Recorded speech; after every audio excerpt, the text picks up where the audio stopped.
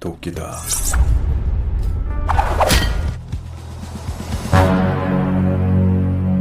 Halo Urbaners dimanapun kalian berada, bagaimana kabarnya? Di video ini gue bakal membawakan film action berjudul The Killer yang dirilis pada tahun 2022. Film ini mengikuti kisah seorang mantan pembunuh bayaran yang terkenal dingin, tanpa ekspresi, dan selalu menyelesaikan setiap targetnya.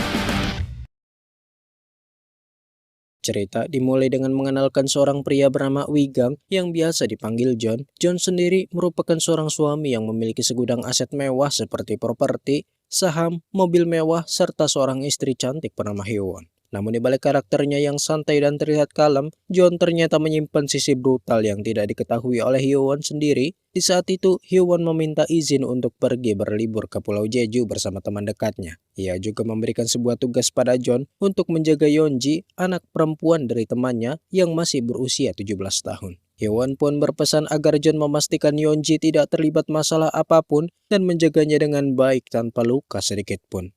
그럼 몇 달간 원 없이 소개해줄게. 언니 봐. 잘하자. Dan sebelum mereka pergi, sebagai paman yang baik hati, John memberinya beberapa uang jajan untuk digunakan selama menginap di rumah sahabatnya.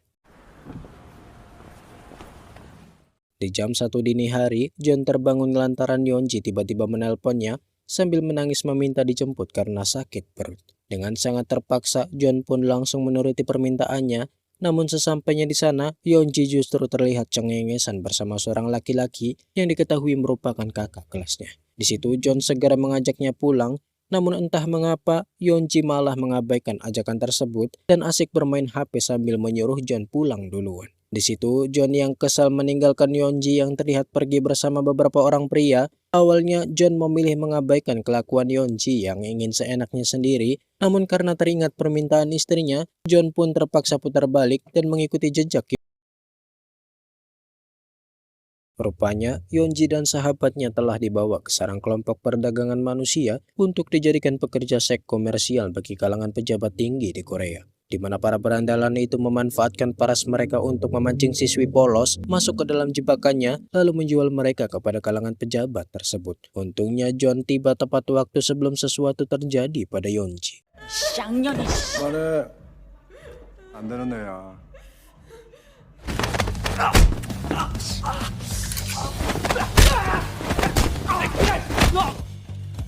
나가니 좀.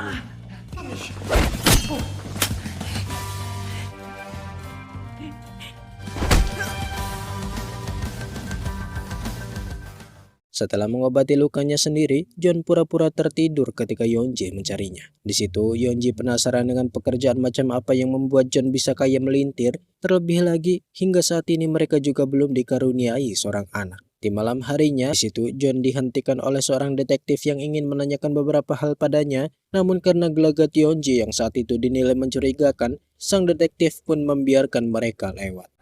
수고하세요. Namun keesokan harinya, sang detektif yang diketahui bernama Lee datang berkunjung untuk menanyakan sesuatu tentang kejadian semalam. Dari rekaman CCTV yang mereka ambil di dekat lokasi, terlihat mobil John melintasi tempat tersebut pada malam sebelum kejadian, seolah-olah John sedang mengajar pengendara motor yang salah satunya mirip Yeonji. Ditambah dari database mereka, John diketahui belum memiliki seorang anak selama pernikahannya dengan Hyewon. Di situ John yang merasa dicurigai sebagai pelaku pun menjelaskan kenapa Yeonji bisa ada di rumahnya dan bagaimana bisa dirinya yang biasa melewati jalan tersebut dicurigai sebagai pelaku, padahal pada jam itu juga ada beberapa pengendara mobil maupun motor yang melintasi tempat tersebut. Lantas setelah John menyangkal tuduhan tersebut, ia pun segera menyuruh Lee untuk pergi dari rumahnya. 그럼 오늘은 이만 일어나겠습니다. Beberapa saat kemudian setelah berurusan dengan Lee, Sung Hyun tiba-tiba menelpon John untuk mengancam akan melaporkannya ke polisi. Ia mengaku memiliki bukti keterlibatan John dalam kasus pembunuhan rekan-rekannya berupa sidik jari yang tertinggal pada pisau yang digunakan John untuk membunuh mereka. Sebelum pergi, John lebih dulu mempersiapkan alat pelacak miliknya untuk diberikan pada Yeonji sebagai langkah pencegahan jika sewaktu-waktu terjadi sesuatu padanya selama ia pergi. jejak kaki dari orang-orang yang menculik Yeonji. John yang tahu pun tak tinggal diam. Dengan melacak lokasi Yeonji dari gelang yang sebelumnya ia berikan, John langsung pergi mencarinya.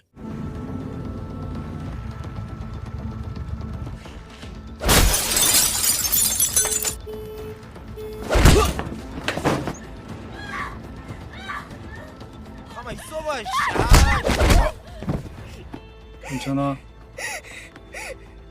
윤지 어딨어?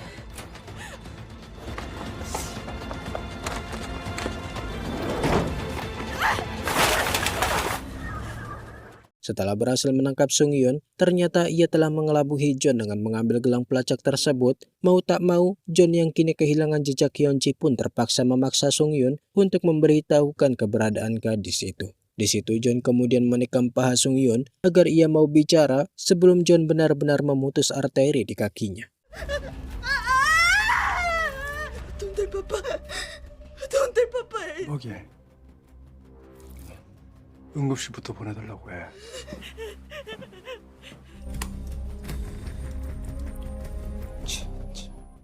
John yang mendapat informasi tersebut segera menuju ke hotel yang dimaksud Sung Yun. Namun ketika sampai di sana, rupanya kedatangannya sudah ditunggu oleh mereka.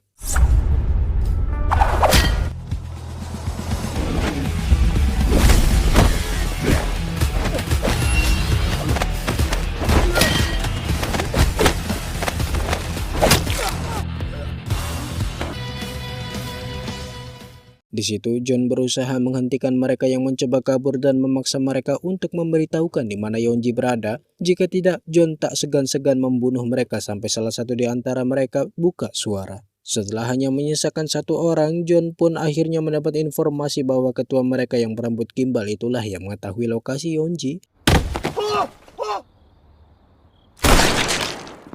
Iya, rupanya orang yang telah membunuh orang yang John cari bernama Yuri, orang yang sebelumnya juga sempat dilawan John. Melihat pisau yang digunakan Yuri, John langsung tahu kalau senjata tersebut biasa digunakan oleh pasukan khusus Rusia. Di situ tanpa diminta, Yuri langsung memberitahukan lokasi Yeonji agar John segera menyelamatkannya. Pasalnya, Yeonji rencananya akan dikirim melalui pelabuhan pada pagi hari.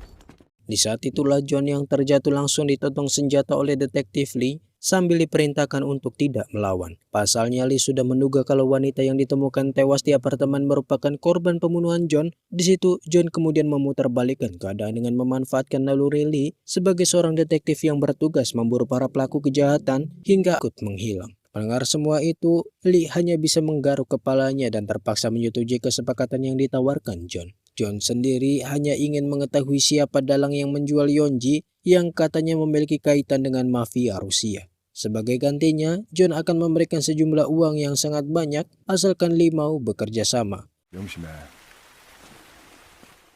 Kemudian, John mendatangi rekan lamanya yang merupakan seorang pemasok senjata. Di situ, John memintanya untuk mencarikan sebuah senjata sniper beserta peredam dari pasar gelap. Tentu saja rekannya itu terkejut dengan permintaan tersebut, mengingat John diketahui sudah lama pensiun. Namun karena dijanjikan bayaran yang lebih mahal dari harga pasar, mau tak mau ia pun menuruti permintaan John. 날씨도 꿉꿉하고 해서 Selagi menunggu senjata pesanannya datang, John menyempatkan diri menjenguk Yeonji sambil mengobrol dengan istrinya untuk menanyakan keadaannya selama pergi berlibur bersama temannya. Kemudian John menelpon Lee sebelum menjualnya kepada pria bernama Park Hyung Jo yang merupakan bagian dari jaringan kriminal perdagangan manusia cabang Korea. Mendengar informasi tersebut, John pun segera meminta foto pelaku dan langsung mendatangi kediamannya.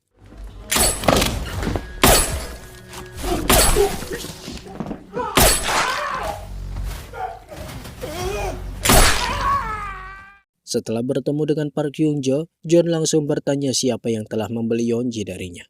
Di situ, Hyung Jo memberitahu kalau selama 10 tahun bekerja sama, ia hanya mengetahui pembelinya adalah seorang hakim bernama Kim. Tak lama kemudian, Hyung Jo ditelepon oleh salah satu bawahan Kim yang meminta agar Yeonji segera dikirim. Tak hanya itu, John juga melihat sebuah notifikasi di ponsel Hyung Jo yang berisi data anak-anak SMA dari berbagai wilayah yang telah mereka culik. untuk kemudian dijual ke berbagai negara dan dijadikan pekerja komersial sebagai bagian dari bisnis prostitusi mereka yang kini berkembang di Vladivostok, Rusia. 떴다는 소문이 있던데. 아니지?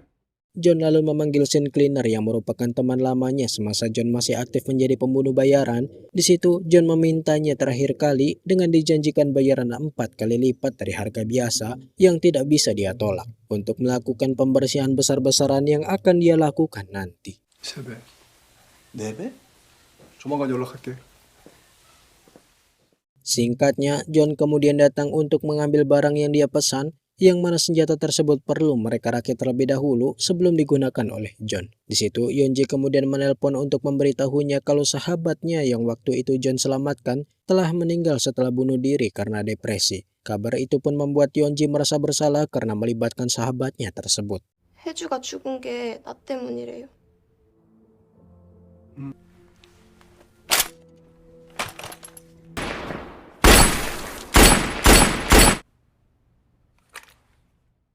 Sementara itu, Seojin yang terlihat sedang mengobrol berdua dengan Hyewon tiba-tiba pergi dengan alasan ingin ke toilet, padahal dia sengaja meninggalkan Hyewon sendirian. Saat sudah berada di dalam mobil, John pura-pura menelponnya menggunakan ponsel milik Kim, lalu langsung melabraknya untuk menanyakan alasan kenapa dirinya sampai menargetkan keluarganya. Seojin yang terpojok pun terpaksa menjelaskan kalau tujuannya adalah menguasai harta John darinya. Mengetahui niat buruk tersebut, John menyuruh Seojin untuk jalan hingga membawanya ke sebuah tempat yang jarang sekali dilewati orang-orang. Sebelum membunuhnya, John berpesan kalau dirinya akan merawat Yonji dari sekarang sampai dewasa nanti.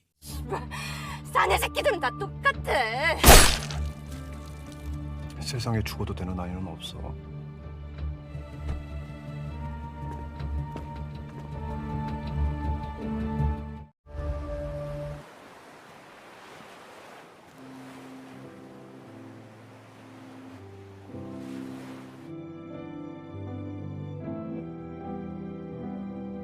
Tamat.